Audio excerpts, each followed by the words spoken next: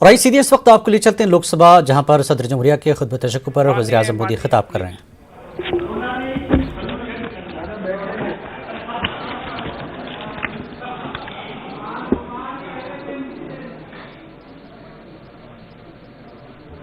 दादा ठीक हो?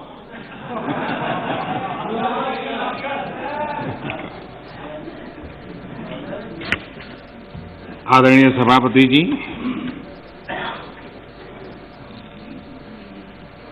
मैं राष्ट्रपति जी के प्रेरक उद्बोधन पर आभार प्रस्ताव की चर्चा में शरीक होने के लिए और राष्ट्रपति जी का धन्यवाद करने के लिए कुछ बातें प्रस्तुत करूंगा।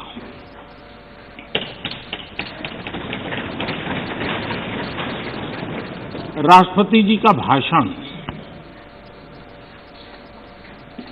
भारत के 130 करोड़ नागरिकों की संकल्प शक्ति का परिचायक है।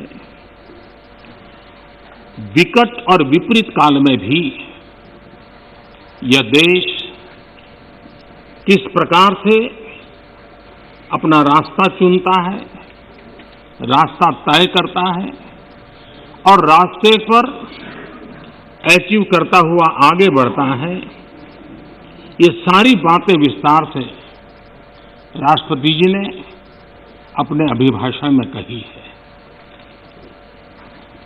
उनका एक एक शब्द देशवासियों में एक नया विश्वास पैदा करने वाला है और हर किसी के दिल में देश के लिए कुछ करने की प्रेरणा जगाने वाला है। और इसलिए हम उनका जितना आभार व्यक्त करें उतना कम है। इस सदन में भी 15 घंटे से ज्यादा चर्चा हुई है।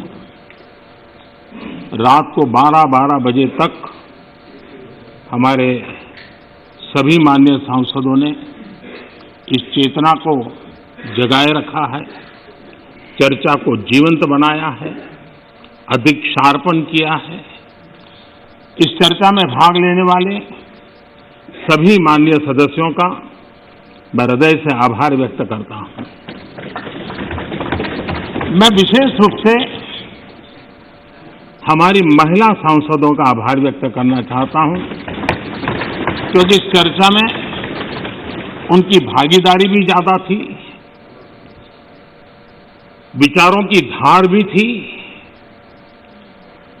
रिसर्च करके बातें रखने का उनका प्रयास था और अपने आप को इस प्रकार से तैयार करके कि उन्होंने इस सदन को समृद्ध किया है, चर्चा को समृद्ध किया है।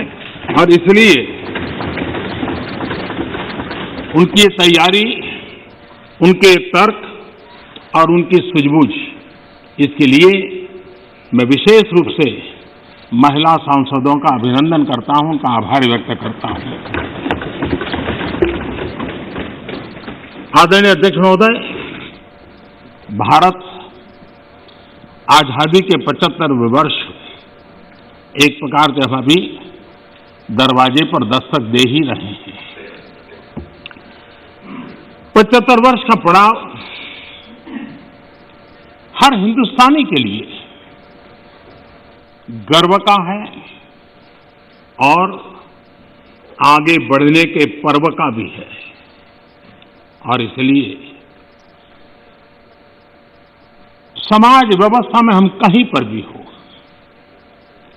देश के किसी भी कोने में हो, सामाजिक आर्थिक व्यवस्था में हमारा स्थान कहीं पर भी हो, लेकिन हम सब ने मिलकर के आजादी के इस पर्व से एक नई प्रेरणा प्राप्त करके, नए संकल्प लेकर के 2047 जब देश आजादी के 100 साल मनाएगा, हम उस 100 साल की भारत की आजादी की यात्रा के 25 साल हमारे सामने हैं। उन 25 साल को हम देश को कहां ले जाना है, दुनिया में इस देश की मौजूदगी कहां करनी है, ये संकल्प हर देशवासी के दिल में हो, ये वातावरण बनाने का काम इस परिसर का है, इस पवित्र धरती का है, इस पंचायत का है। आदरणीय अध्यक्ष जी, देश जब आजाद हुए और जो आखिरी ब्रिटिश कमांडर थे वो यहां से जब गए तो आखिर में वो यही कहते रहते थे कि भारत कई देशों का महाद्वीप है, भारत कई देशों का महाद्वीप है और कोई भी इसे एक राष्ट्र कभी नहीं बना पाएगा। ये घोषणाएं हुई थी, लेकिन भारतवासियों ने इस आशंका को तोड़ा। जिनके मन में एक प्रकार के शक थे उसको समाप्त कर दिया और हम हमारी अपनी जिजीविषा, अपनी सांस्कृतिक एकता, हमारी परंपरा आज विश्व के सामने एक राष्ट्र के रूप में खड़े हैं और विश्व के लिए आशा का किरण बन करके खड़े हुए हैं। ये 75 साल की हमारी यात्रा में हमने पाया। कुछ लोग ये कहते थे कि India was a miracle democracy, ये भ्रम भी हमने तोड़ा है। लोकतंत्र की हमारी रगों में, हमारे सांस में किस प्रकार से बुना हुआ है। हमारी हर सोच, हर पहल, हर प्रयास लोकतंत्र की भावना से भरा हुआ रहता है। इस बात को हमने अनेक चुनाव आए, अनेक सत्ता परिवर्तन आए, बड़ी आसानी से सत्ता परिवर्तन आए और परिवर्तित सत्ता व्यवस्था को भी सबने हृदय से स्वीकार करके आगे बढ़ाया। 75 साल का ये क्रम रहा है और इसलिए लोकतांत्रिक मूल्यों के लिए और हम विविधताओं से भरे हुए देश हैं।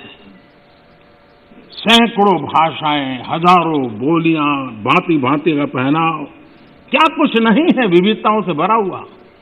उसके बावजूद भी हमने एक लक्ष्य, एक राह ये करके दिखाया है। आज जब हम भारत की बात करते हैं तो स्वाभाविक रूप से स्वामी विवेकानंद जी ने एक जो बात कही थी उसको मैं जरूर स्मरण करना चाहूंगा। विवेकानंद जी ने कहा था, every nation has a message to deliver, every nation has a message to deliver, a mission to fulfil, a destiny to reach. यानी हर राष्ट्र के पास एक संदेश होता है जो उसे पहुंचाना होता है। हर राष्ट्र का एक मिशन होता है जो उसे हासिल करना होता है। हर राष्ट्र के एक नियति होती है जिसको वह प्राप्त होता है। कोरोना के दरमियान भारत ने जिस प्रकार से अपने आप को संभाला और दुनिया को संभलने में मदद की, एक प्रकार से टर्निंग पॉइंट है। जिस भावनाओं को लेकर के, जिस संस्कार को लेकर के वेद से विवेकानंद तक हम पले बढ़े हैं वो है सर्वे भवन्तु सुखिनः। ये सर्वे भवन्तु सुखिनः, सर्वे सन्तु निरामया, ये कोरोना कालखंड में भारत ने इसको करके दिखाया है और भारत ने एक आत्मनिर्भर भारत के रूप में जिस प्रकार से एक के बाद एक ठोस कदम उठाए हैं और जन सामान्य ने उठाए हैं। लेकिन हम उन दिनों को याद करें कि जब दूसरा विश्व युद्ध समाप्त हुआ था, दो विश्व युद्ध ने दुनिया को झकझोर दिया था। मानव जात, मानव मूल्य संकट के घेरे में थे, निराशा छाई हुई थी और सेकेंड वर्ल्ड वॉर के बाद पोस्ट वर्ल्ड वॉर एक दुनिया में एक नया ऑर्डर, न्यू वर्ल्ड ऑर्डर उसने आकार लिया। शांति के मार्ग पर चलने के शपथ हुए।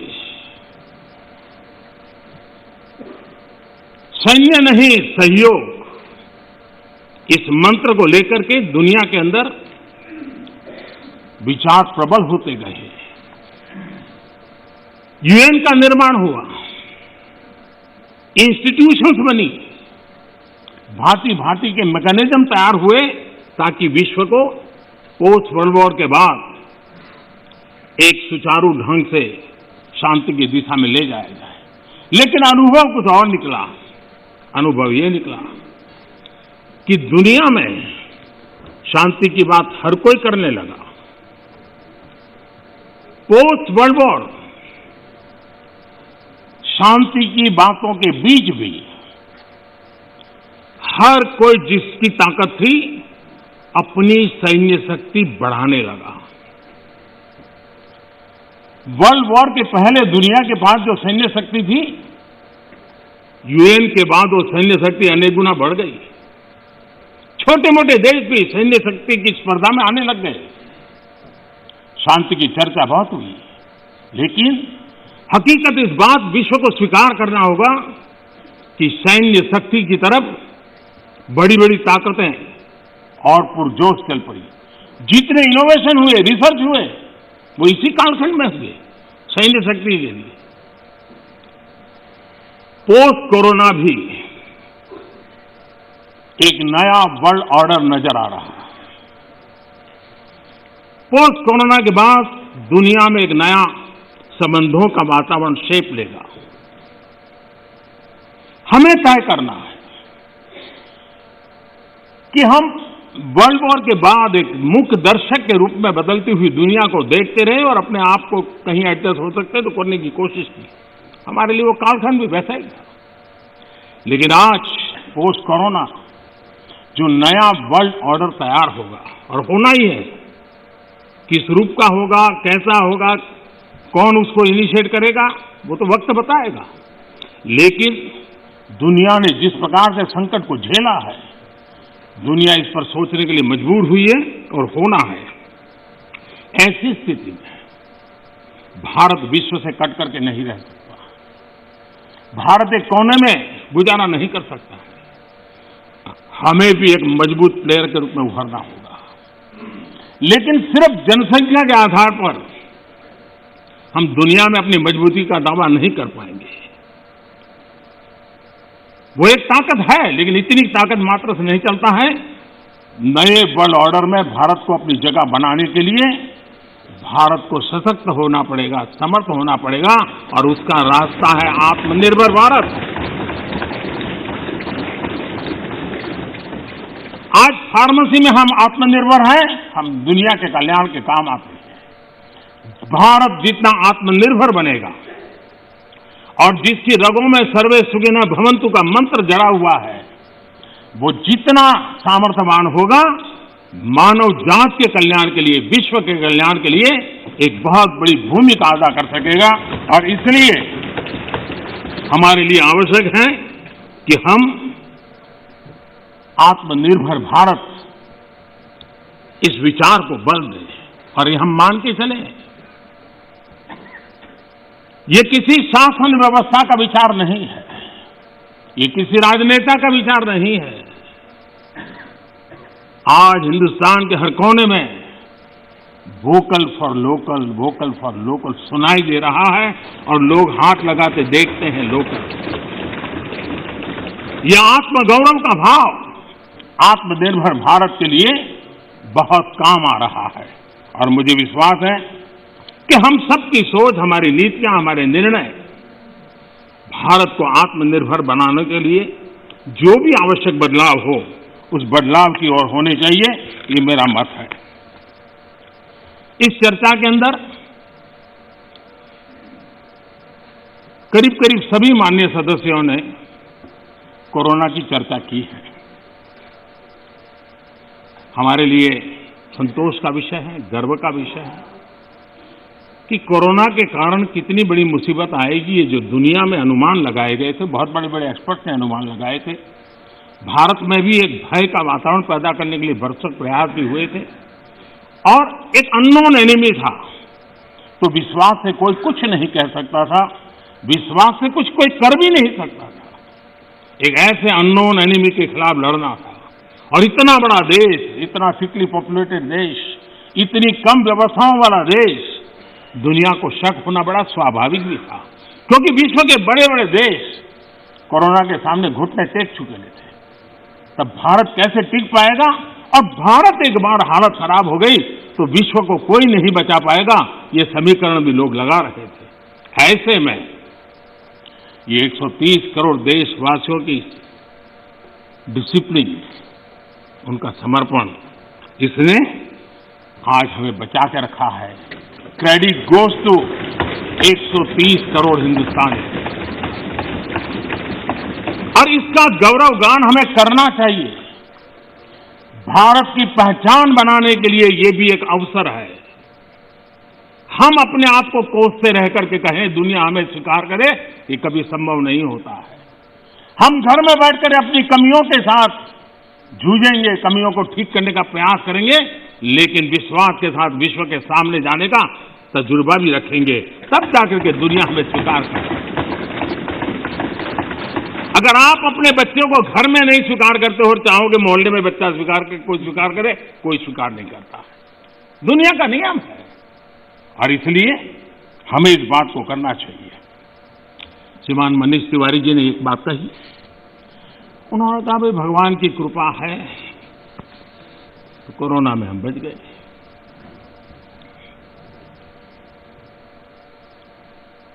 मैं इस बात से जरूर कुछ कहना चाहूंगा।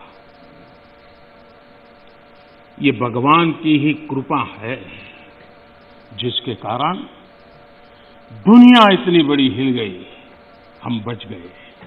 भगवान की कृपा, क्योंकि वो डॉक्टर, वो नर्स भगवान का रूप बन के आए। क्योंकि वो डॉक्टर, वो नर्स अपने छोटे छोटे बच्चों को शाम को घर लौटूंगा कह करके जाते थे, 15-15 दिन तक लौट नहीं सकते थे, वो भगवान का रूप लेकर के आए। हम कोरोना से जीत पाए क्योंकि ये हमारे सफाई कर्मचारी, मौत और जिंदगी का खेल उनके लिए भी था, लेकिन जिस मरीज के पास कोई नहीं जा सकता था, मेरा सफाई कर्मचार वहां जाकर के उसको साफ सुथरा रखने का प्रयास करता था।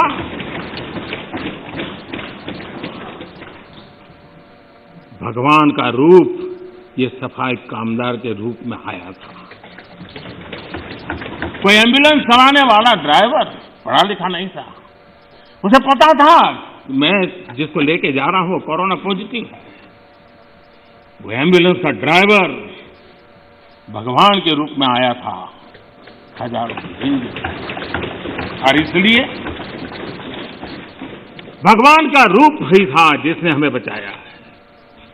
लेकिन भगवान अलग अलग रूप में आया था, और जितनी हम उनकी प्रशंसा करेंगे, जितना हम गौरवगान करेंगे, देश की सफलता का जितना गौरवगान करेंगे, हमारे भीतर भी एक नई ताकत पैदा होगी।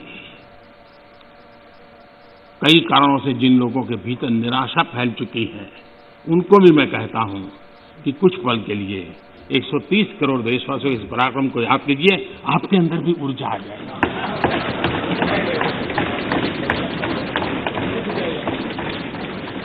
माननीय अध्यक्ष जी,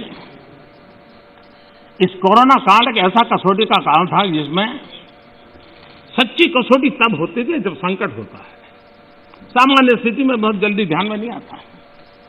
दुनिया, बड़े बड़े देश, कोरोना में जो हुआ वो तो है, लेकिन उन्होंने हर एक ने तय किया कि वे अपने नागरिकों को सीधे पैसे पहुंचाएंगे ताकि इस संकट की घड़ी में उनके नागरिकों को मदद मिले। आपको जानकर के ताज्जुब होगा, दुनिया के बहुत सारे देश उस कोरोना, लॉकडाउन, कर्फ्यू, आशंका, इस वातावरण के कारण चाहते हुए भी खजाने में पाउंड और डॉलर के ढेर होने के बावजूद भी अपने नागरिकों तक नहीं पहुंचा पाए।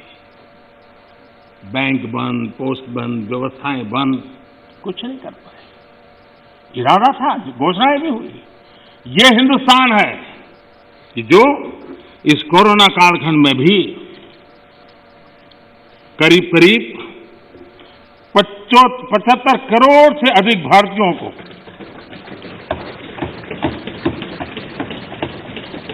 राशन पहुंचा सकता है, 8 महीने तक राशन पहुंचा सकता है। यही भारत है जिसने जनधन, आधार और मोबाइल के द्वारा 2 लाख करोड़ रुपया इस कालखंड में लोगों तक पहुंचा दिया। और दुर्भाग्य देखिए, जो आधार, जो मोबाइल, ये जनधन अकाउंट इतना गरीब से काम आया, लेकिन कभी कभी सोचते हैं कि आधार को रोकने के लिए कौन लोग कोर्ट में गए थे, कौन लोग सुप्रीम कोर्ट के दरवाजे खटखटा रहे थे। मैं कभी कभी हैरान हूं और आज मैं इस बात को बार बार बोलूंगा, अध्यक्ष जी मुझे क्षमा करना।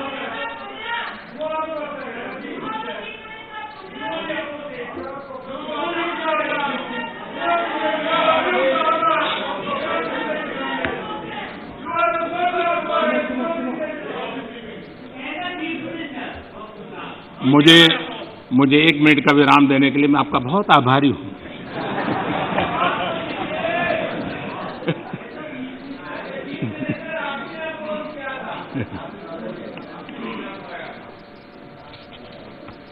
इस हसन में कभी कभी अज्ञान भी बड़ी मुसीबत पैदा करता है। मान्य अध्यक्ष जी, ठेले वाले, रेहड़ी पटरी वाले लोग इस कोरोना कालखंड में उनको धन मिले, उनके पैसे मिले, ये उनके लिए किया गया और हम कर पाए। आदरणीय अध्यक्ष जी, हमारी अर्थव्यवस्था इस कालखंड में भी हमने रिफॉर्म का सिलसिला जारी रखा और हम इस इरादे से चले कि भारत जैसे अर्थव्यवस्था को उबारने के लिए, बाहर लाने के लिए हमने कुछ महत्वपूर्ण कदम उठाने पड़ेंगे। और आपने देखा होगा, डे 1 से अनेक विधि से रिफॉर्म के कदम हमने उठाए और इसका परिणाम है आज ट्रैक्टर हो, गाड़ियां हो, उसका रिकॉर्ड सेल हो रहा है। आज जीएसटी का कलेक्शन एवर हाईएस्ट हुआ है। ये सारे आंकड़े हमारी अर्थव्यवस्था में जोश भर रही है। ये दिखाया जा रहा है कि नए जोश के साथ भारत की अर्थव्यवस्था उभर रही है। ये हम दिखता है और दुनिया के जो लोग हैं उन्होंने ये अनुमान भी लगाया है कि करीब करीब 2 डिजिट वाला ग्रोथ अवश्य होगा। 2 डिजिटल ग्रोथ की संभावनाएं सभी पंडितों ने कही है और मुझे विश्वास है कि इसके कारण इस संकट के काल से भी, मुसीबतों के बीच से भी देशवासियों की अपेक्षा के अनुसार देश प्रगति करेगा। आदरणीय अध्यक्ष महोदय, इस कोरोना काल में 3 कृषि कानून भी लाए गए। ये कृषि सुधार का सिलसिला बहुत ही आवश्यक है, महत्वपूर्ण है और वर्षों से जो हमारा कृषि क्षेत्र चुनौतियां महसूस कर रहा है, उसको बाहर लाने के लिए हमने निरंतर प्रयास करना ही होगा और उस करने की दिशा में हमने एक ईमानदारी से प्रयास किया है। जो भावी चुनौतियां, जिसको कई विद्वानों ने कहा हुआ है, कोई मेरे शब्द नहीं है, कृषि क्षेत्र की इन भावी चुनौतियों को हमने अभी से डील करना पड़ेगा और उसको करने की दिशा हमने प्रयास किया है। मैं एक देख रहा था कि यहां पर जो चर्चा हुई और विशेष करके हमारे जो कांग्रेस के साथियों ने चर्चा की, मैं ये तो देख रहा था कि वो इस कानून के कलर पर तो बहुत बहस कर रहे थे, ब्लैक है कि वाइट है, ब्लैक है कि वाइट है। अच्छा होता उसके कंटेंट पर चर्चा करते, अच्छा होता उसके इंटेंट पे चर्चा करते, ताकि देश के किसानों को भी सही चीज पहुंच सकती थी। और मुझे विश्वास है दादा ने भी भाषण किया और मुझे लगता है कि दादा तो बहुत अभ्यास करके आए होंगे, बहुत अच्छी बात बताएंगे, लेकिन वो ज्यादातर प्रधानमंत्री और उनके साथी बंगाल में यात्रा क्यों कर रहे हैं, कैसे कर रहे हैं, कहां जा रहे हैं, उसी में लगे रहे। तो दादा के ज्ञान से हम इस बार वंचित रह गए। खैर, चुनाव के बाद अगर आपके पास मौका होगा तो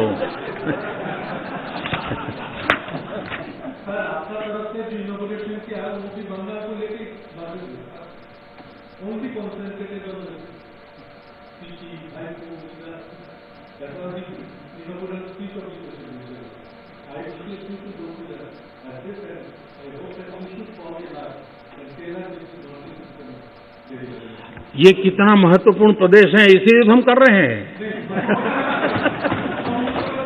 हाँ, आप लोगों ने इसको इतना पीछे छोड़ दिया, हम तो इसको प्रमुखता देना चाहते हैं।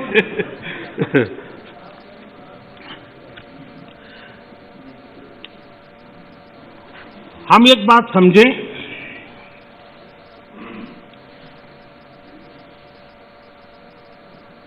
जहां तक आंदोलन का सवाल है, दिल्ली के बाहर हमारे जो किसान भाई बहन बैठे हैं, जो भी गलत धारणाएं बनाई गई, जो अफवाहें फैला गई, उसके शिकार हुए हैं। लेकिन मेरा पूरा भाषण बोलने के बाद सब कीजिए, आपको मौका मिला था।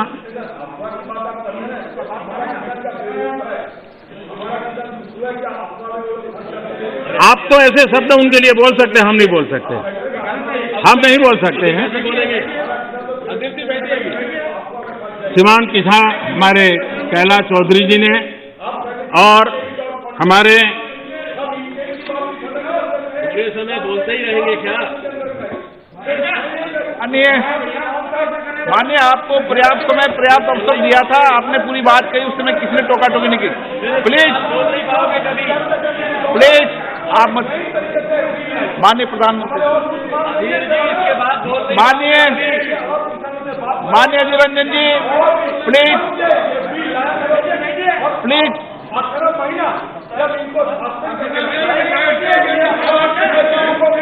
माननीय अधीर रंजन जी, प्लीज।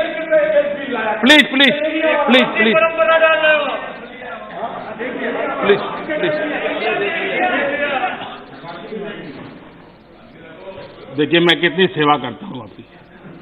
आपको जहां रजिस्टर करवाना था हो गया।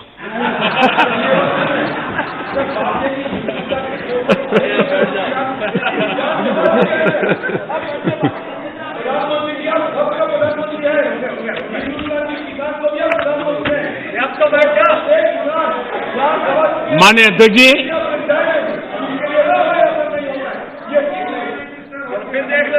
माननीय अध्यक्ष जी,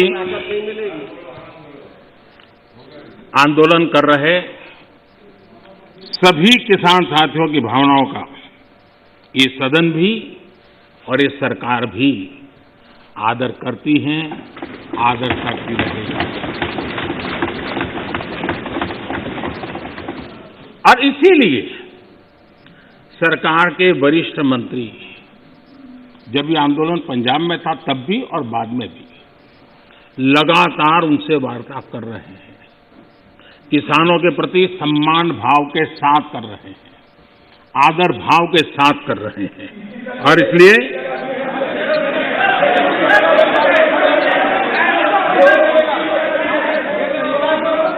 आपने 30 मिनट,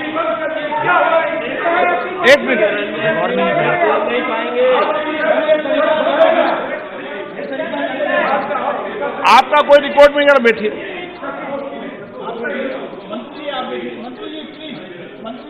अधीर बाबू कुछ कहना है तो और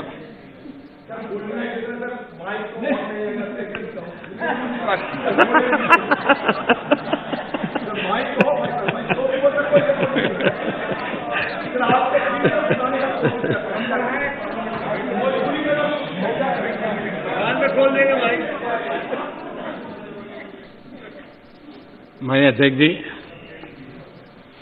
बीच बीच में जरूरी होता है सब।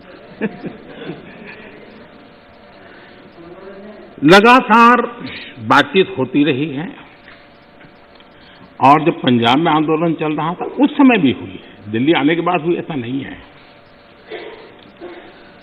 बातचीत में किसानों की शंकाएं क्या है वो ढूंढने का भी भरपूर प्रयास किया गया।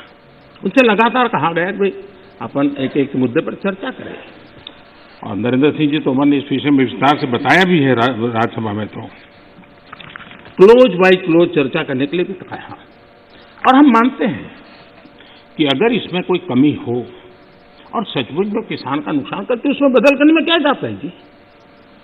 ये देश देशवासियों के लिए है, अगर कोई निर्णय करते हैं तो किसानों के लिए है।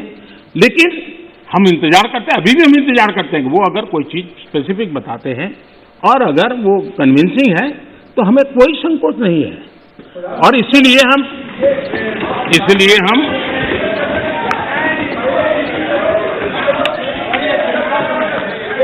जब शुरू में जब वो पंजाब में थे, आपने अपनी बात कह चुके हैं।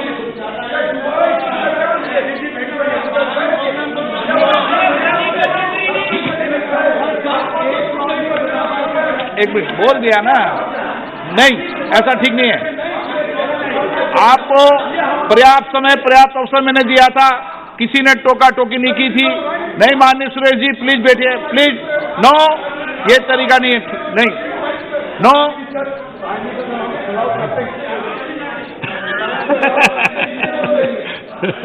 चलिए ये क्रेडिट भी आपने मुझे दे दी।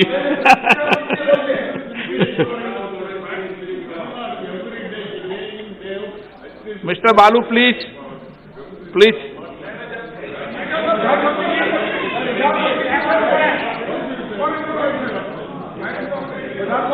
नो, नो, प्लीज आप बैठिए। आपको किसने कहा?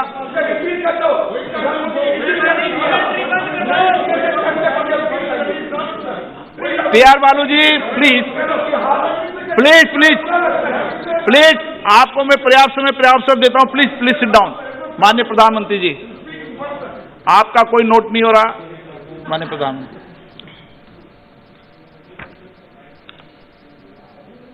ये ऑर्डिनेंस के द्वारा ये तीनों कानून लागू किए गए थे, बाद में पार्लियामेंट में भी पारित हुए।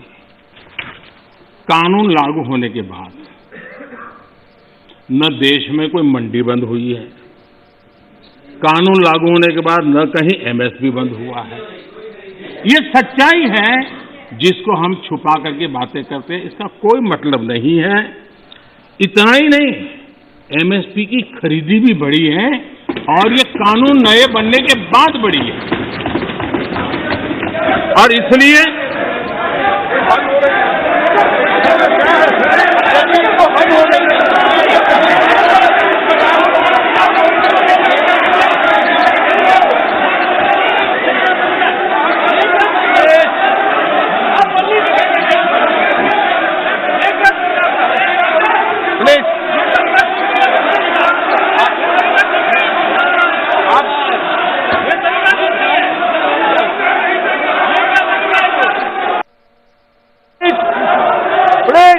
अभिनंदन जी प्लीज एक मिनट बैठिए, बैठिए, बैठिए, बैठिए, आसन पे बैठिए। माननीय सदस्यगण, मैंने इस विषय पर आपको सभी माननीय सदस्यों को पर्याप्त समय पर्याप्त अवसर दिया था। जब कोई भी प्रतिपक्ष का माननीय नेता या सदस्य बोलता था तो मैंने सभी से कहा कि सब बात ध्यान से सुने, किसी को टोका टोकी नहीं करे। और रात्रि को 1 बजे तक, जब तक सदन में अंतिम वक्ता था, मैंने पर्याप्त समय दिया है। मेरा आपसे आग्रह है, माननीय प्रधानमंत्री जी अपनी बात कह रहे हैं, आपने अपनी बात कह चुके हैं, उनका जवाब माननीय प्रधानमंत्री जी दे रहे हैं। माननीय प्रधानमंत्री से आग्रह करूंगा अपनी बात।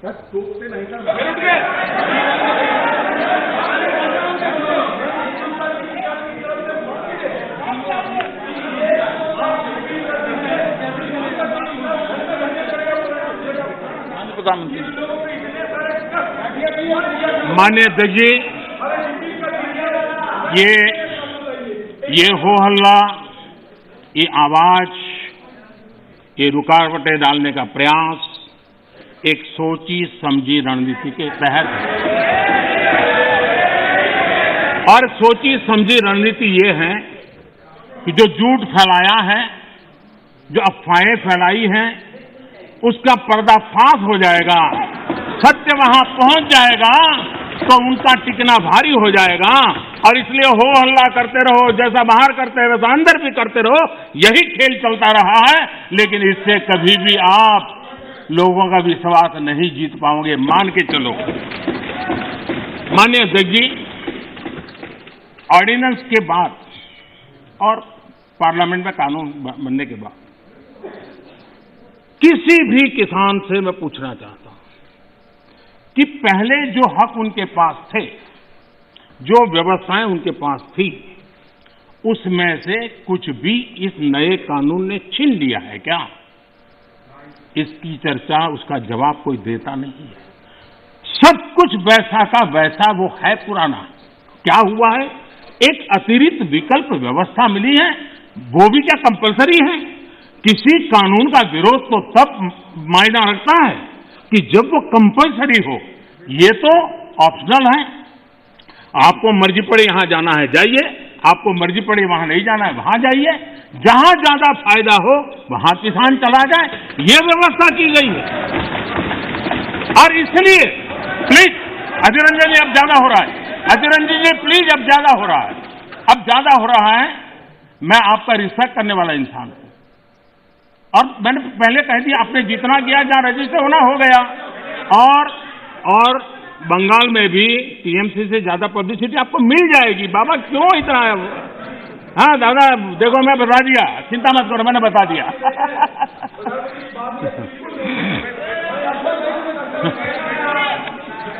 अधीर रंजन जी प्लीज, अधीर रंजन जी, अच्छा नहीं लगता है। मैं इतना आदर करता हूं, आप आज ऐसा क्यों कर रहे हैं? आप ऐसा क्यों नहीं कर रहे? अरे भाई, हद से ज्यादा क्यों कर रहे हैं आप? Please Adhir Ranjan ji, please. माननीय सदस्य दादा प्लीज। ये नए कानून अध्यक्ष जी किसी भी के लिए बंधन करता नहीं है। ऐसे कानून है, उनके लिए ऑप्शन है, और जहां ऑप्शन है वहां विरोध के लिए कोई कारण ही नहीं बनता। हाँ, ऐसा कोई कानून जो ऐसे थोप दिया हो, उसके लिए विरोध का कारण बनता है। और इसलिए मैं कहता हूं लोगों को, और मैं देख रहा हूं आंदोलन का एक नया तरीका है। क्या तरीका है? आंदोलनकारी जो होते हैं वो ऐसे तरीके नहीं अपनाते।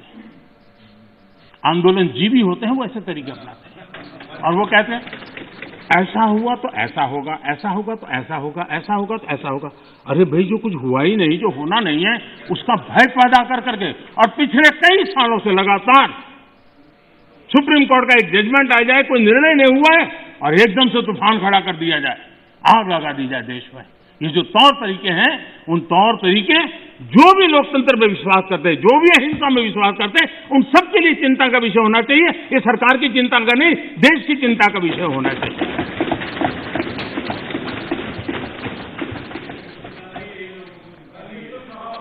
इस प्लीज बाद में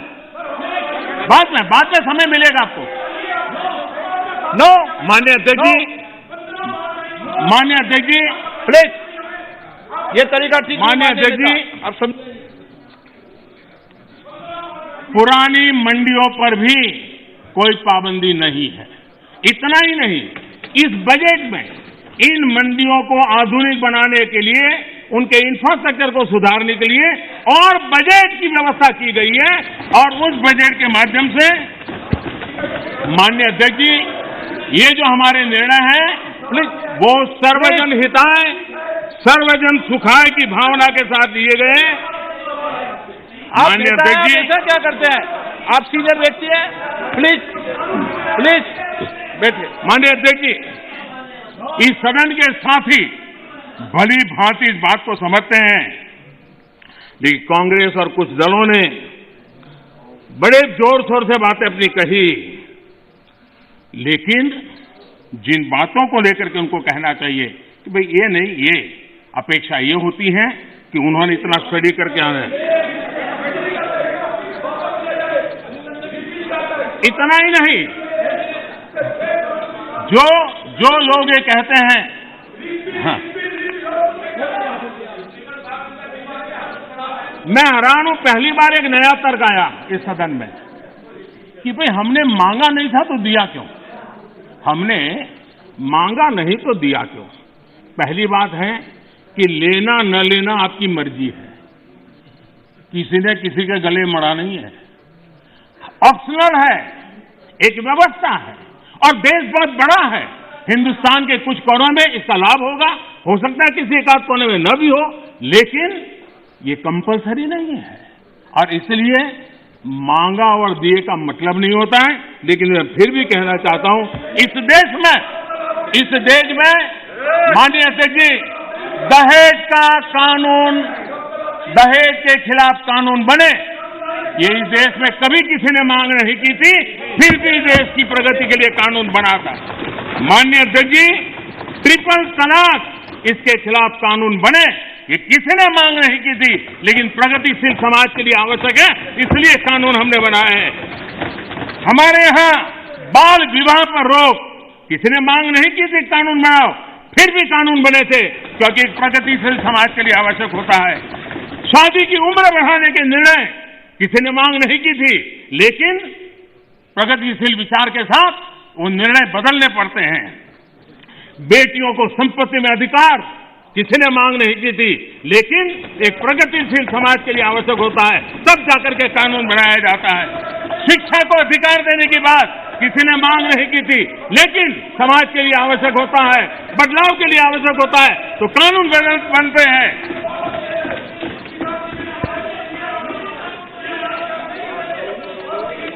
क्या कभी भी इतने सुधार हुए, बदलते हुए समाज ने इसको स्वीकार किया कि नहीं किया, ये दुनिया पूरी तरह जानती है। माननीय अध्यक्ष जी, आप जानते हैं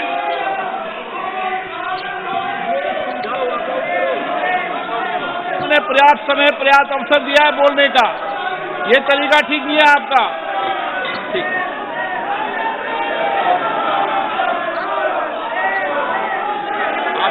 आप दे दीजिए।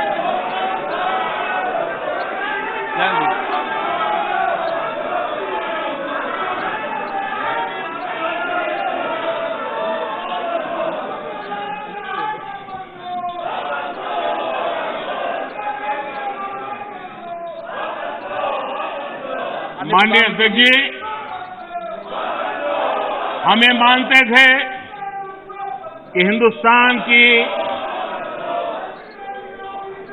बहुत पुरानी पार्टी कांग्रेस पार्टी, जिसने करीब करीब 6 दशक तक इस देश में एक चक्री शासन किया, ये पार्टी का ये हाल हो गया है कि पार्टी का राज्यसभा का तबका एक तरफ चलता है और पार्टी का लोकसभा का तबका दूसरी तरफ चलता है। ऐसी डिवाइडेड पार्टी, ऐसी कंफ्यूज पार्टी न खुद का भला कर सकती है, न देश की समस्याओं के समाधान के लिए कुछ सोच सकती है। इससे बड़ा दुर्भाग्य क्या हो सकता है?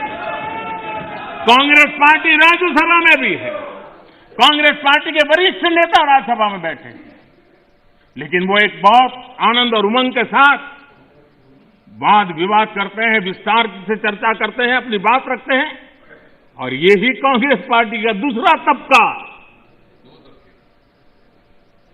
अब समय तय करेगा। माननीय अध्यक्ष जी,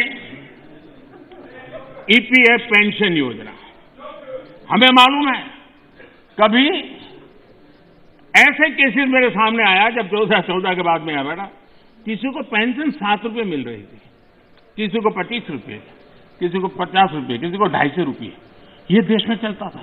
मैंने कहा भैया इन लोगों को ऑटो रिक्शा में वो पेंशन लेने जाने का भी खर्चा उससे ज्यादा होता होगा, किसी ने मांग नहीं थी, किसी मजदूर संगठन ने मुझे आवेदन पत्र नहीं दिया था। माननीय अध्यक्ष जी, उसमें से बाहर ला करके मिनिमम 1000 रुपये देने का निर्णय हमने किया था, किसी ने मांगा नहीं। मुझे किसी भी किसान संगठन ने इस देश के छोटे किसान को कुछ सम्मान पैसे मिले इसकी व्यवस्था किसी ने मांग नहीं की थी, लेकिन हमने प्रधानमंत्री सम्मान निधि योजना के तहत उनको हमने धन सामने से देना शुरू किया। माननीय अध्यक्ष जी, कोई भी आधुनिक समाज के लिए परिवर्तन बहुत आवश्यक होता है।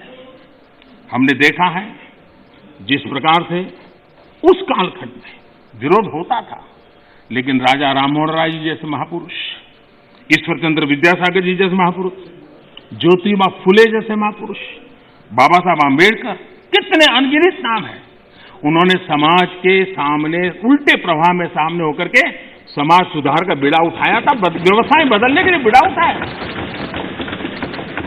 अब कभी ने तो किसी ने जिम्मेवारियां लेनी होती हैं। हाँ, ऐसी चीजों का शुरू में विरोध होता है, जब बात सत्य पहुंचता है तो लोग इसको स्वीकार भी कर लेते हैं। और हिंदुस्तान इतना बड़ा देश है,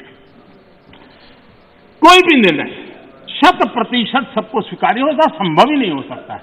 ये देश विविधताओं से भरा हुआ है।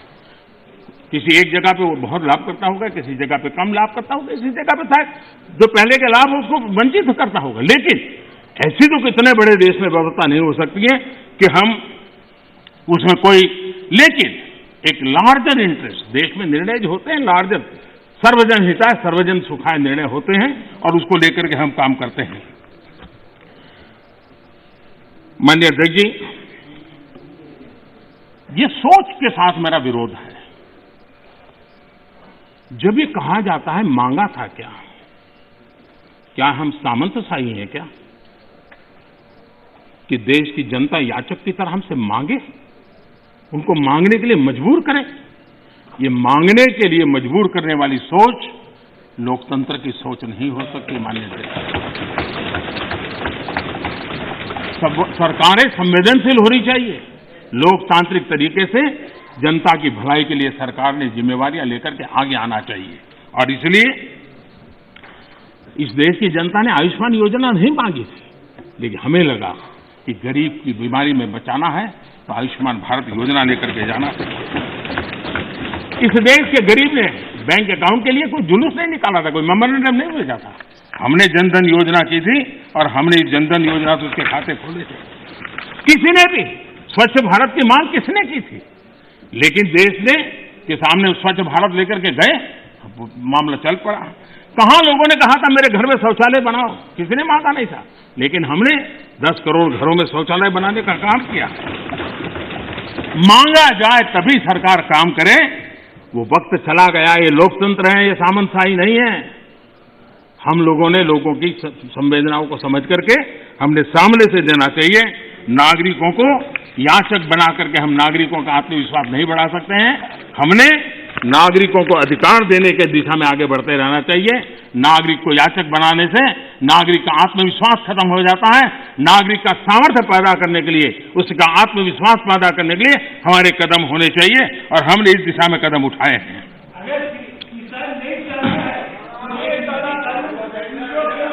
सरकार, एक मिनट दादा, अरे सुनो दादा, अरे दादा वही मैं कह रहा हूं, दादा मैं वही कह रहा हूं, जो नहीं चाहता है वो उसका उपयोग न करे, उसके पास पुरानी व्यवस्था है। यही आप बुद्धिमान लोगों को इतना ही छोटा मुझे समझाना है कि उसको नहीं चाहिए तो पुरानी व्यवस्था है, पुरानी व्यवस्था चली नहीं गई है। माननीय अध्यक्ष जी, एक बात हम जानते हैं, हम सब इस बातों से, जो ठहरा हुआ पानी होता है वो बीमारी पैदा करता है। बहता हुआ पानी है जो जीवन को भर देता है, उमंग से भर देता है। जो चलता है चलता रहे, चलने दो, अरे यार कोई आएगा तो करेगा, ऐसे थोड़ा चलता है। ये जिम्मेवारियां लेनी चाहिए, देश की आवश्यकता के अनुसार निर्णय करने चाहिए। स्टेटस को, देश को तबाह करने में ये भी एक मानसिकता ने बहुत बड़ा रोल किया है। दुनिया बदल रही है, कब तक हम स्टेटस को ऐसे ही करते रहेंगे तो मैं समझता हूं कि स्थितियां बदलने वाली नहीं है, और इसलिए देश की युवा पीढ़ी ज्यादा इंतजार नहीं कर सकती है। लेकिन आज मैं घटना सुनाना चाहता हूं, और जरूर उससे हमें ध्यान में आए कि स्टेटस को के कारण होता क्या है। ये करीब 40-50 साल पुरानी घटना का किस्सा है। मैंने कभी किसी से सुना था, इसलिए उसकी तारीख वारीख में इधर उधर हो सकता है, लेकिन जो मैंने सुना था, जो मेरी स्मृति में है, वो मैं बता रहा हूं। 60 के दशक में तमिलनाडु में राज्य के कर्मचारियों के तनख्वाह बढ़ाने के लिए कमीशन बैठा था, और राज्य के कर्मचारियों का वेतन बढ़े, इसके लिए उस कमीशन का काम था। उस कमेटी के चेयरमैन के पास एक लिफाफा आया, टॉप सीक्रेट लिखा हुआ था। उन्होंने देखा तो उसके अंदर एक अर्जी थी, और उसने लिखा था कि मैं बहुत साल से सिस्टम में काम कर रहा हूं, ईमानदारी से काम कर रहा हूं, लेकिन मेरी तनख्वाह बढ़ नहीं रही है, मेरी तनख्वाह बढ़ाई जाए। ये उसने चिट्ठी लिखी थी। तो चेयरमैन ने जिसने चिट्ठी लिखी उसको लिखा, भाई तुम हो कौन, क्या है पद, क्या है वगैरह। तो उसने फिर जवाब लिखा दूसरा कि मैं सरकार में जो मुख्य सचिव का कार्यालय है, वहां सीसीए के पद पर बैठा हूं, मेरे पास सीसीए के पद पर मैं काम कर रहा हूं। तो इनको कहा, भाई ये सीसीए क्या होता है, कुछ पता तो है नहीं, ये सीसीए कौन होता है। तो उन्होंने दोबारा चिट्ठी लिखी, भाई हमारे तो पूरे उसमें सीसीए शब्द हमने कहीं देखा नहीं, पढ़ा नहीं, ये है क्या, हमें बताओ। तो उसने कहा, साहब मैं बंधा हुआ हूं कि 1975 के बाद ही इसके विषय में मैं जिक्र कर सकता हूं, अभी नहीं कर सकता हूं। तो फिर चेयरमैन ने उनको लिखा कि फिर ऐसा करो भाई, 75 के बाद जो भी कमीशन बैठे वहां जाना, मेरा सर क्यों खा रहे हो। तो उसको लगा ये तो मामला बिगड़ गया, तो उसको लगा तो कहना ठीक है साहब, मैं बता देता हूं मैं कौन हूं। तो उसने उनको चिट्ठी लिख के बताया कि साहब मैं जो हूं वो सीसीए के पद पर कई वर्षों से काम कर रहा हूं, और मुख्य सचिव के कार्य। तो बोले सीसीए का मतलब होता है Churchill cigar assistant, Churchill cigar assistant, ये सीसीए का पद है जिस पर मैं काम करता हूं। तो ये है क्या। तो 1940 में जब चर्चिल ब्रिटेन के प्रधानमंत्री बने थे, तो त्रिची सागर हमारे यहां से सिगार जाती थी उनके लिए, और इस सीसीए जो था उसका काम था वो सिगार उनको सही पहुंची कि नहीं पहुंची इसकी चिंता करना, और इसके लिए पद बनाया गया था। वो सिगार की सप्लाई होती थी। 1945 में वो चुनाव हार गए, लेकिन फिर भी वो पद बना रहा और सप्लाई भी जारी रही।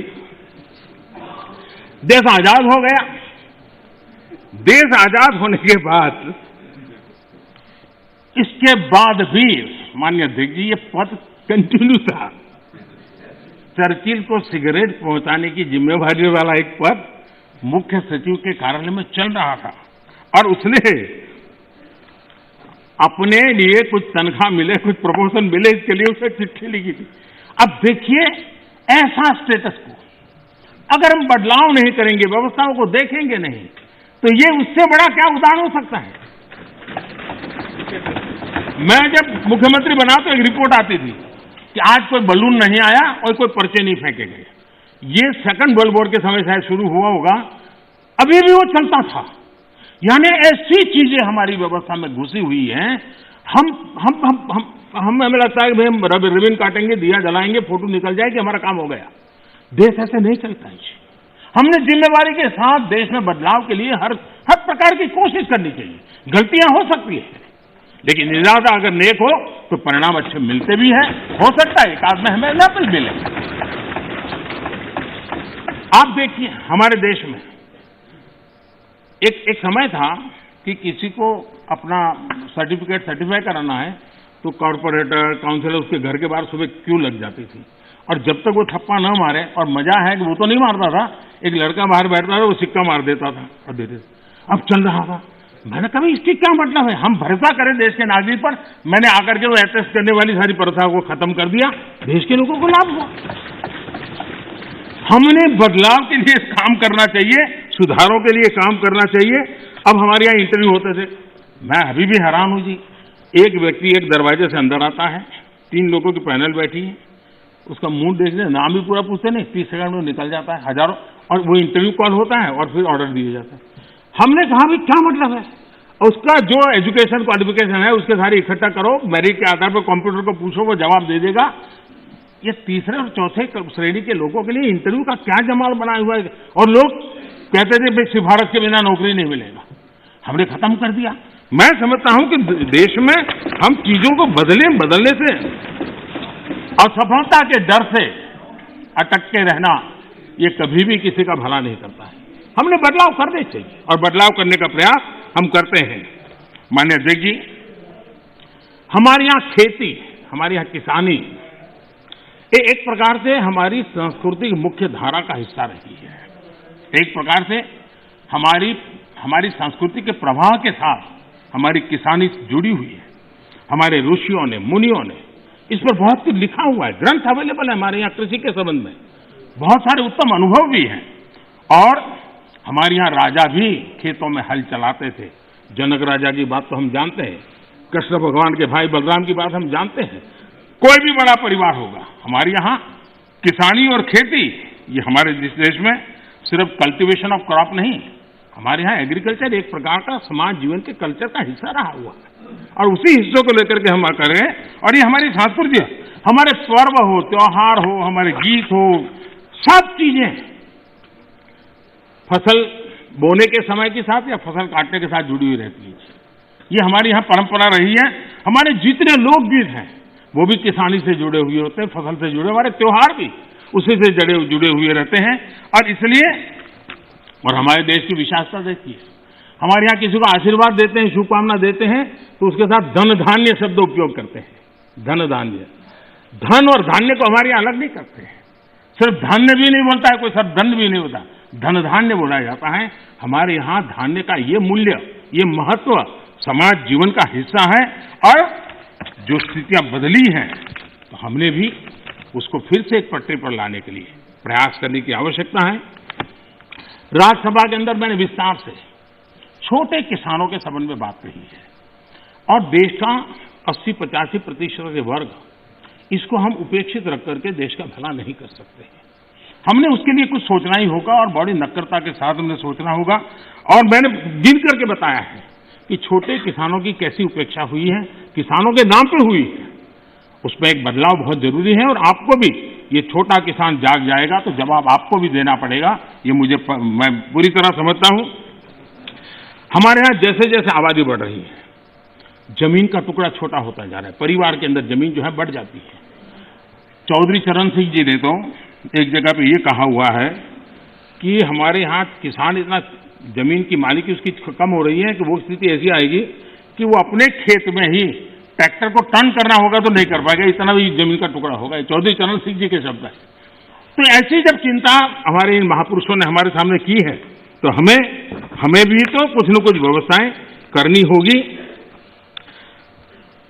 हमें इस आजादी के बाद हमारे देश में 28% खेतहर मजदूर थे, 28% लैंडलेस लेबरर थे।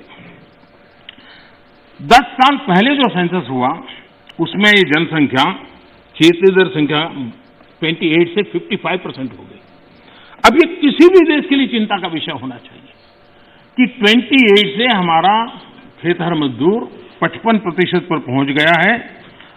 और जमीन कम होने के कारण, खेती से जो रिटर्न मिलना चाहिए वो नहीं मिलने के कारण उसके जीवन में ये मुसीबत आई है।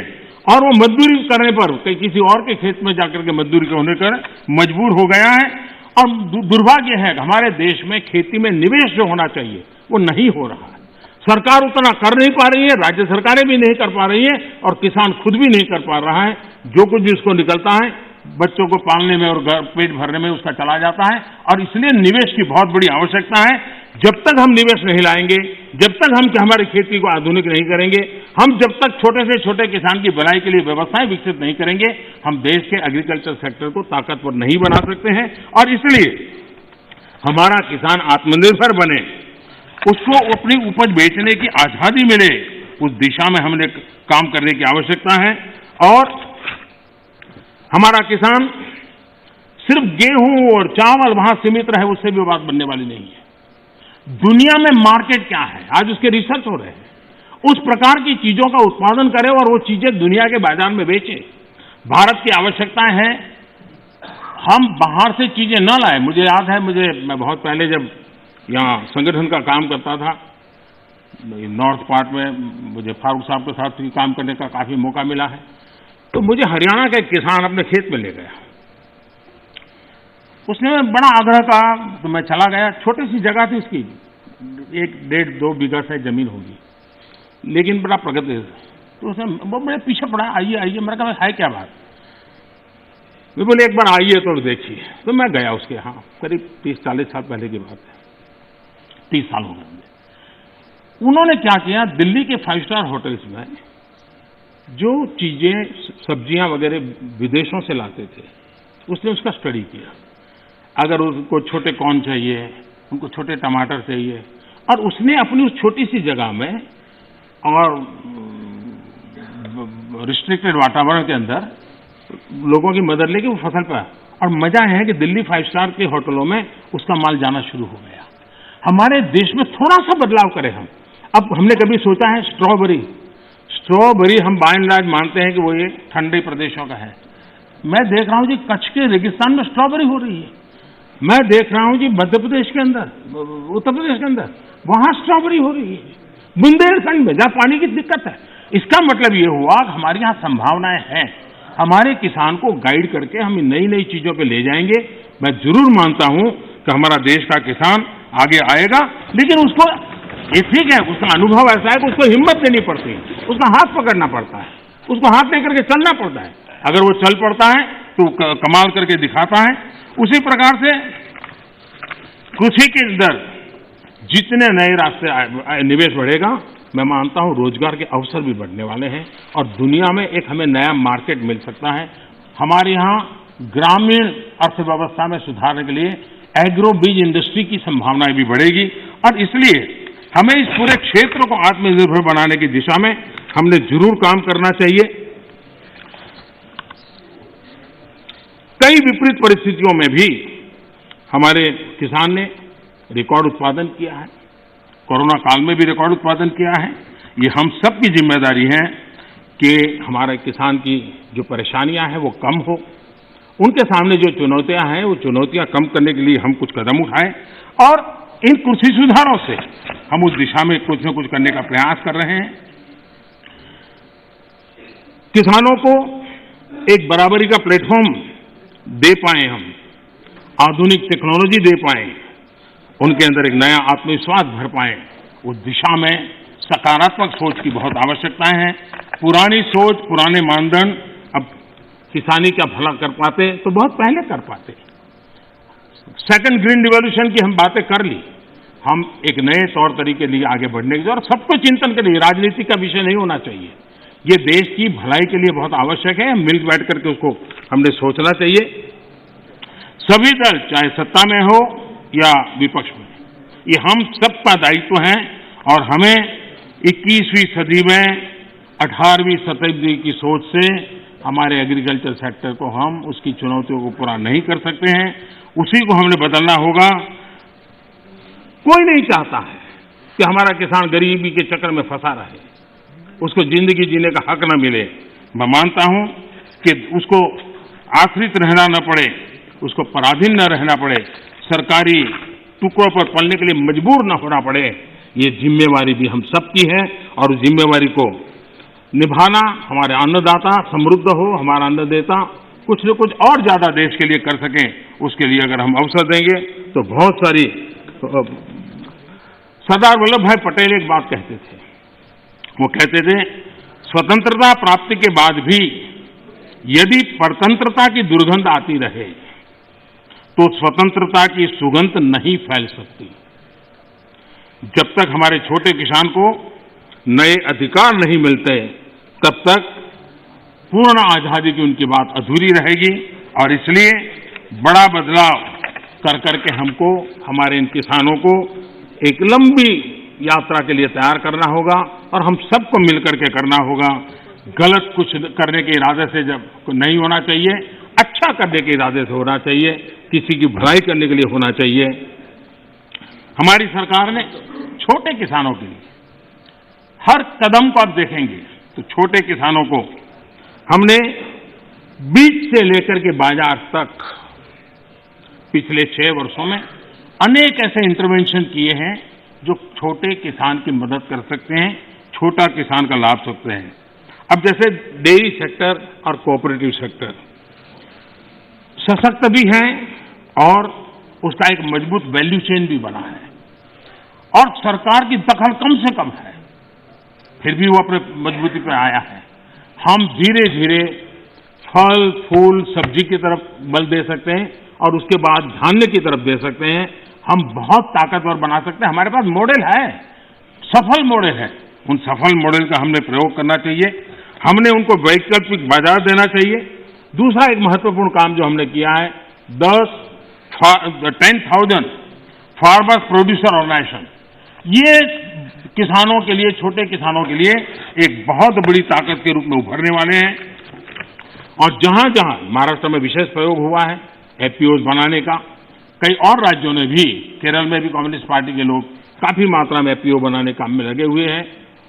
लेकिन इसके कारण किसान अपना बाजार ढूंढने के लिए एक सामूहिक शक्ति के रूप में उभरेगा। ये 10,000 एफपीओज बनने के बाद आप देखना कि गांव के अंदर किसान छोटे हैं, उसको बाजार की ताकत किसान डिक्टेट करेगा, वो बन जाएगी और किसान ताकतवर बनेगा, ये मेरा पूरा विश्वास है। इन एफपीओ के माध्यम से बैंक से पैसा भी मिल सकता है, वो छोटे छोटे भंडारण की व्यवस्था कर सकता है। अगर वो थोड़ी ताकत ज्यादा इकट्ठी करे तो छोटे छोटे कोल्ड स्टोरेज भी बना सकता है।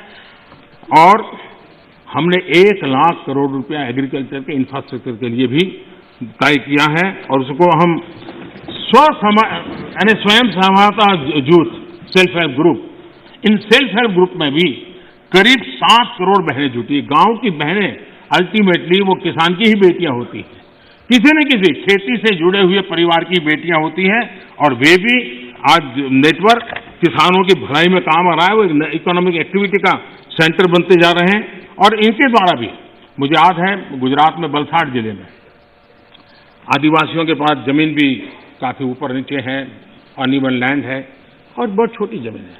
हमने एक बाड़ी प्रोजेक्ट किया था और अब्दुल कलाम जी एक दिन अपना जन्मदिन वहां मनाने के लिए आए थे। उन्होंने कहा मुझे कोई प्रोटोकॉल नहीं चाहिए, मैं इन किसानों के साथ रहना चाहता हूं। बड़ा सक्सेसफुल प्रयोग था। महिलाएं काफी काम करती थी आदिवासी बेल्ट के अंदर। और मशरूम, काजू वो गोवा की बराबरी का काजू पैदा करने लग गए थे और उन्होंने मार्केट प्राप्त किया था। छोटे किसान थे, छोटी जगह थी, लेकिन प्रयत्न किया तो परिणाम मिला। और अब्दुल कलाम जी ने इसके विषय में लिखा भी है, उन्होंने आकर के देखा था। तो मैं कहता हूं कि हमने नए प्रयासों की दिशा में जाना चाहिए। अब हम देखिए, दाल की हमारे यहाँ कठिनाई थी। मैंने 2014 में आके किसानों के सामने रिक्वेस्ट की, उन्होंने देश के अंदर दाल की कठिनाइयों से हमें मुक्त कर दिया और उनको बाजार भी मिल गया, और मैं देख रहा हूं कि आजकल ऑनलाइन ऑफलाइन इनाम के द्वारा भी गांव का किसान भी अपना माल बेच रहा है। हमने किसान रेल का एक प्रयोग किया इस कोरोना कालखंड का उपयोग करते हुए, और ये किसान रेल और किसान उड़ान, ये भी अपने आप में बड़े बाजारों तक छोटे किसानों पहुंचाने का एक बहुत बड़ा मदद मिली है। एक प्रकार से ये ट्रेन जो है चलता फिरता कोल्ड स्टोरेज है।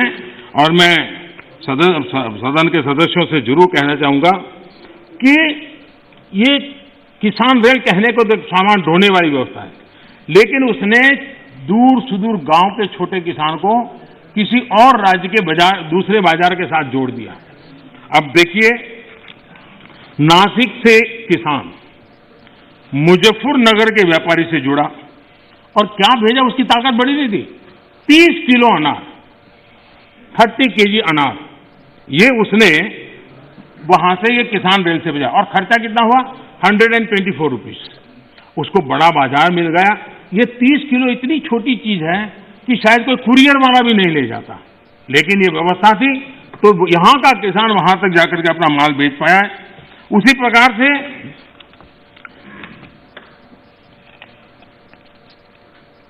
जो भी उसको सुविधा मिलती है, वो चाहे अंडे, मैंने देखा है कि एक अंडे किसी ने भेजे और अंडे भी उसको करीब 60 रुपया खर्चा हुआ भेजने का, और उसके अंडे पहुंच गए, समय पर पहुंच गए, उसका माल बिक गया।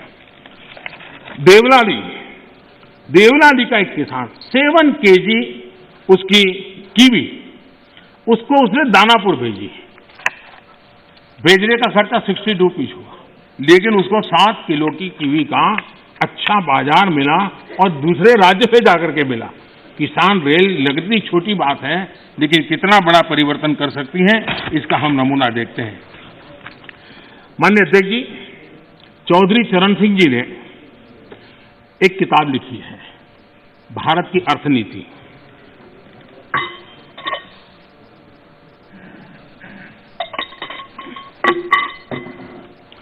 भारत की अर्थनीति की किताब में चौधरी साहब ने लिखा, सुझाव दिया है, सारे देश को खाद्यान्न के लिए एक ही क्षेत्र मान लिया जाए।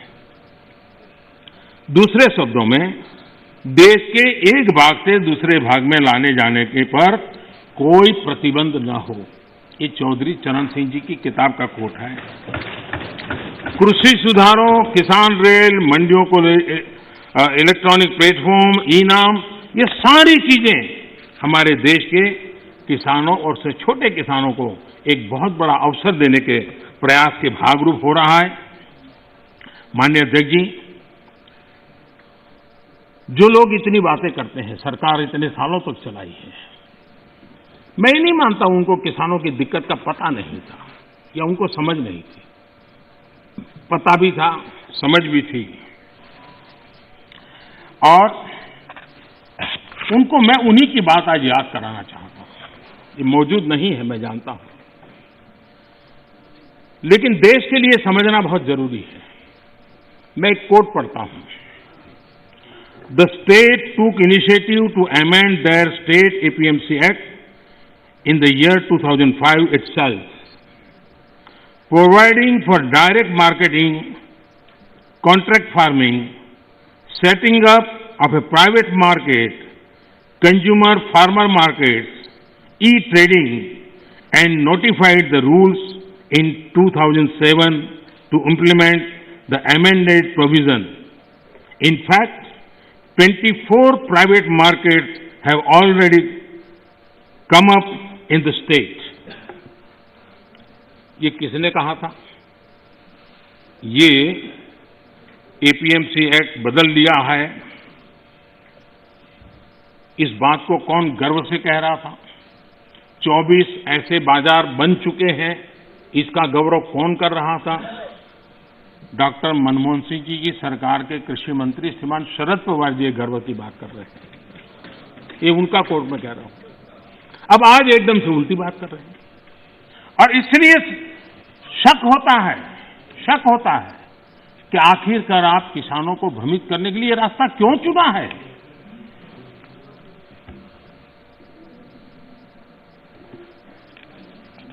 देश की मंडियां चल रहे हैं, सिंडिकेट और कीमतों को प्रभावित करने वाले नेक्सस में के बारे में जब उनको पूछा गया, उनको एक सवाल पूछा था कि ये नेक्सस है मंडियों वाला वगैरह का, तो क्या कहना है? तो शरद पवार का एक दूसरा जवाब है, वो भी बड़ा इंटरेस्टिंग है। उन्होंने कहा था, किसानों के बचाव के लिए ही तो एपीएमसी रिफॉर्म को प्रमोट किया जा रहा है,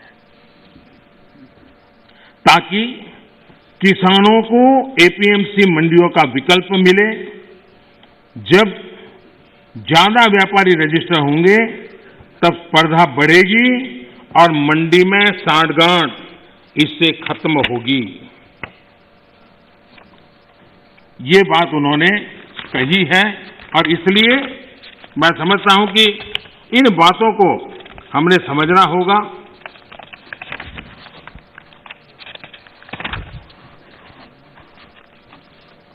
जहां इनकी सरकारें हैं अलग अलग, जो सामने बैठे हुए मित्रों की, उन्होंने भी कम अधिक मात्रा में इस कृषि क्षेत्र में रिफॉर्म करने का प्रयास किया भी है। और हम तो वो हैं जिन्होंने 1500 कानून खत्म किए थे। हम प्रोग्रेसिव पॉलिटिक्स में विश्वास करते हैं, हम रिग्रेसिव पॉलिटिक्स में जाना नहीं चाहते हैं। और इसलिए, और भोजपुरी में तो एक कहावत है, कुछ लोग ऐसे हैं, भोजपुरी में कहावत है, ना खेलब ना खेल देव, खेलबे बिगाड़ब। न खेलूंगा न खेलने दूंगा, मैं खेल को बिगाड़ के रखूंगा।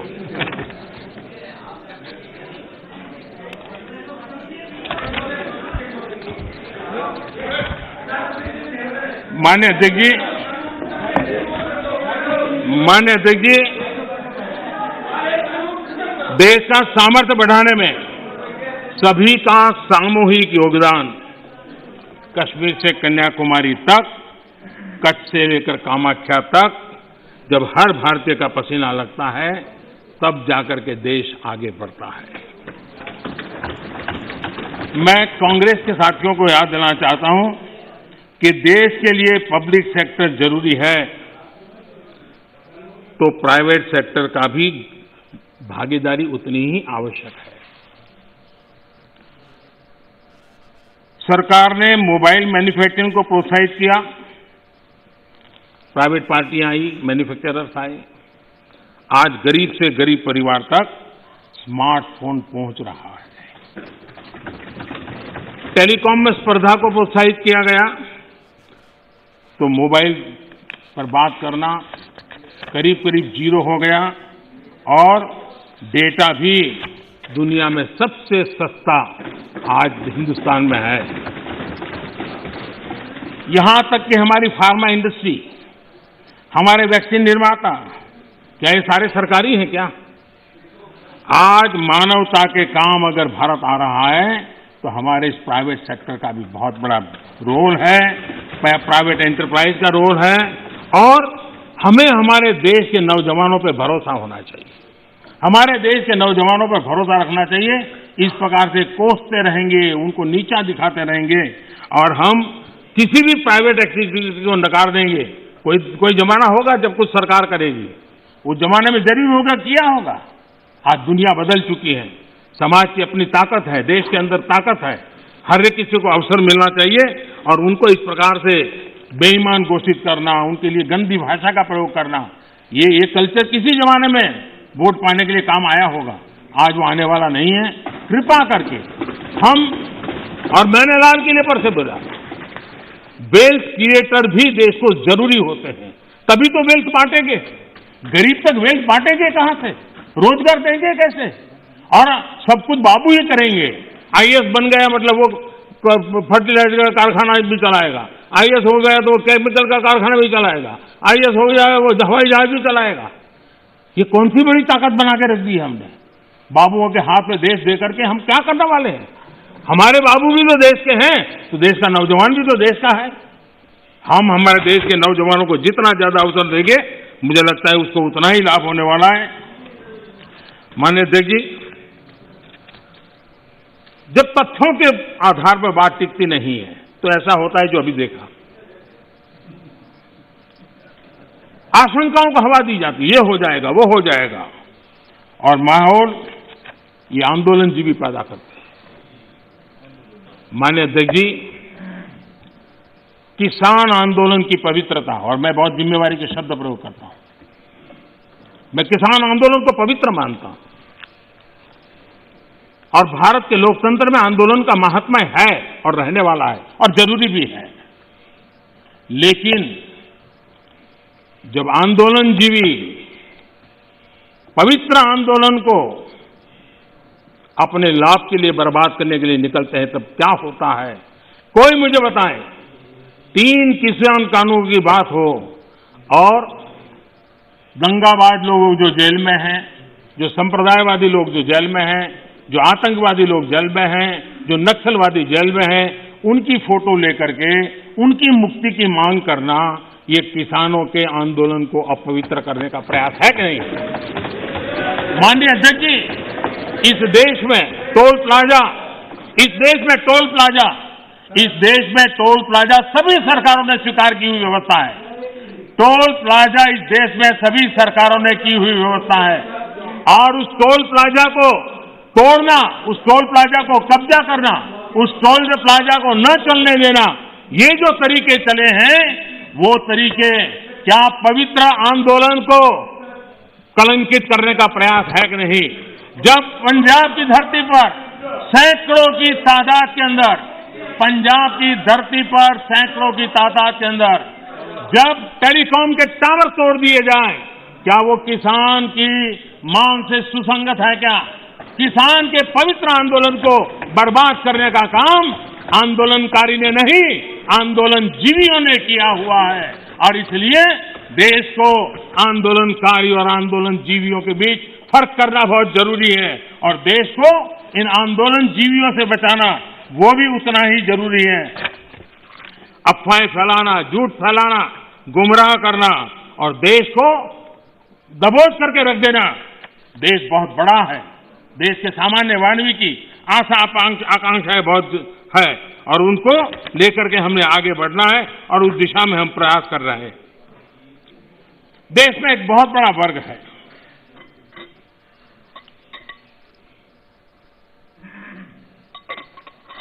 ये वर्ग, उनकी एक पहचान है टॉकिंग द राइट थिंग्स, यानी हमेशा सही बात बोलना। सही बात कहने में कोई बुराई भी नहीं है, लेकिन इस वर्ग के ऐसे लोगों से नफरत चीड़ है जो डूइंग द राइट थिंग्स पर चलते हैं। ये फर्क समझने जैसा है। टॉकिंग द राइट थिंग्स इसकी वकालत करने वाले जब डूइंग द राइट थिंग की बात आती है तो उसी के सामने खड़े हो जाते हैं। ये चीजों को सिर्फ बोलने में विश्वास करते हैं, अच्छा करने में उनका भरोसा ही नहीं है। जो लोग इलेक्टोरल रिफॉर्म की बात करते हैं, वन नेशन वन इलेक्शन, उसकी जब बात आती है तो विरोध में खड़े हो जाते हैं। यही लोग जब जेंडर जस्टिस की बात आती है तो बढ़ चढ़ करके बोलते हैं, लेकिन अगर ट्रिपल तलाक खत्म करने की बात करते हैं तो विरोध में खड़े हो जाते हैं। ये एनवायरमेंट की बात करते हैं, लेकिन हाइड्रो पावर या न्यूक्लियर पावर, उसके सामने जाकर के झंडे लेकर के खड़े हो जाते, होना नहीं चाहिए, इसके लिए आंदोलन चलाते हैं। तमिलनाडु तो उसका भुक्तभोगी है। उसी प्रकार से जो दिल्ली में पॉल्यूशन को लेकर के कोर्ट में जाकर के रीट करते हैं, अपील करते हैं, पीआई करते हैं, दिल्ली के लोग, वही लोग पराली जलाने वालों के समर्थन में जाके खड़े हो जाते।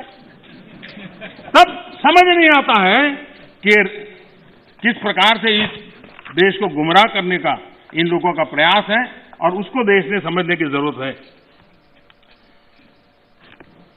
मैं देख रहा हूं कि 6 साल में विपक्ष के मुद्दे कितने बदल गए हैं।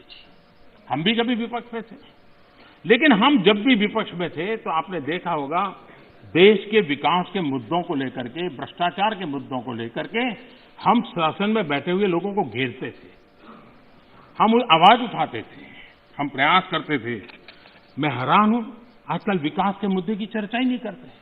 मैं इंतजार करता हूं कि ऐसे मुद्दे उठाए ताकि हमको कुछ कहने का मौका मिले कि भाई हम क्या कर रहे हैं, लेकिन वो हमारे मौका ही नहीं थे, क्योंकि उनके पास इन मुद्दों पर बोलने के लिए कुछ रहा नहीं है। और इसलिए